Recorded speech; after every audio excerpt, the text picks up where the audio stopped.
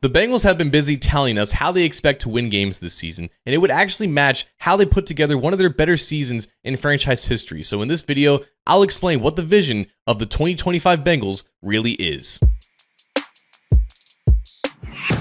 Hi again, Bengals fans. John Sheeran of A to Z Sports Cincinnati here, and I've been thinking more and more about the vision of this Bengals team. Not necessarily the end goal, right? The goal is obviously very simple. It's make it back to the playoffs and win a Super Bowl for the first time in franchise history. It's not just about what you're trying to do, but how they're trying to do it. And it seems relatively simple, right? They put their money where their mouth is, at least on the offensive side of the ball, by paying both Jamar Chase and T. Higgins and continuing to surround Joe Burrow with elite weapons and take advantage of his, elite play at quarterback. And on the defensive side of the ball, the message has been it's not necessarily about a lack of talent there, but a lack of direction and proper coaching that meshes with the overall youth of the group. So that's who the Bengals are right now. They are a proven, fire-powered offense built around superstars with a defense that is hungry and motivated to be at least a little bit better than where they were last year, thanks to the direction of a lot of new coaches and a new defensive coordinator in Al Golden. And when thinking more and more about this, it got me thinking about, are there any past Bengals teams in franchise history who were either built like this or had to win in a certain way that these Bengals would have to win in order to get better than where they were the last 2 years? And it's honestly so fitting that in the year 2025, you can go back exactly 20 years ago to find another Bengals team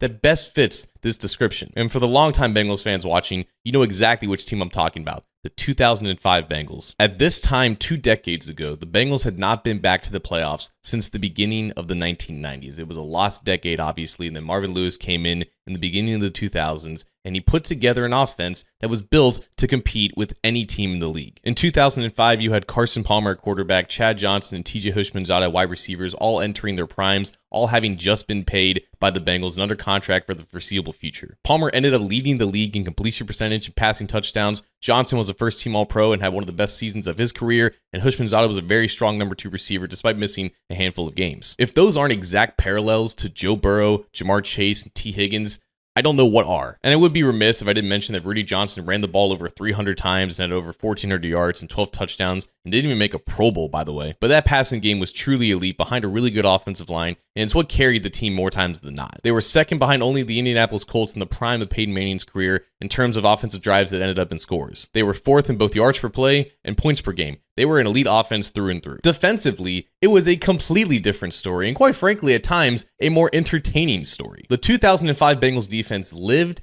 and died by creating turnovers. 20 years have gone by since then, and still to this day, only 7 other defenses since 2000 forced more turnovers than the 44 that the Bengals forced in 2005. 23% of the drives teams had against the Bengals ended up in a turnover. That's basically 1 in 4. They couldn't sack the quarterback. They couldn't stop the run. They were giving up explosive plays in the passing game. Everything was bad except for the frequency in which they got their hands on the ball. And this, even more so than the clear direct parallels to the offense, is why I'm thinking about the 2005 Bengals when looking at the 2025 Bengals. Because there's been a common theme and message with this defense ever since Golden took over in late January. Forcing more turnovers. Forcing more turnovers is one of the very first points of emphasis that Golden listed out after he was introduced as DC, saying, quote, "Our number one job is to support our quarterback." And people are like, what does that mean? We've got to go get the ball. That's our number one job. Give him opportunities. And how is that translating in practices? Well, let's fast forward 5 months and ask linebacker Logan Wilson, saying, quote, "They're practicing forcing turnovers more than they did in previous seasons. The biggest thing is turnovers. Get the ball back as much as we can. Pretty much every day, in some form or fashion,